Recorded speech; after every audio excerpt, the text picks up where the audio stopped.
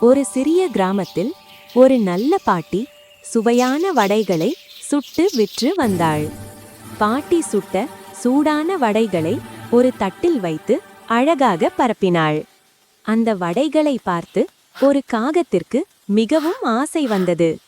பாட்டி கவனமாக வடை சுட்டுக் கொண்டிருக்க காகம் சந்தர்ப்பத்தை பயன்படுத்தி ஒரு வடையை தூக்கிச் சென்றது.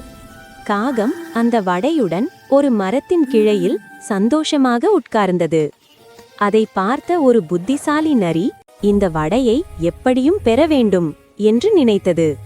நரி மரத்தடிக்குச் சென்று, "நீ மிகவும் அழகான பறவை" என்று காகத்தை புகழ்ந்தது. "உன் குரலும் மிகவும் இனிமையாக இருக்கும். ஒரு பாட்டு பாடுவாயா?" என்று நரி கேட்டது. புகழ்ச்சியில் மகிழ்ந்த காகம் வாயில் வடை இருப்பதை மறந்து கா கா கா என்று கத்தினது. அப்போதே காகத்தின் வாயிலிருந்த வடை கீழே விழுந்தது. நரி உடனே வடையை கவ்வி எடுத்துக்கொண்டு மறைவுக்குச் சென்று மகிழ்ச்சியாக உண்டது. நரியின் இனிய வார்த்தையை நம்பிய காகம் ஏமாந்தது. புகழ்ச்சி பேச்சை நம்பாதே, எப்போதும் புத்திசாலியாக இரு.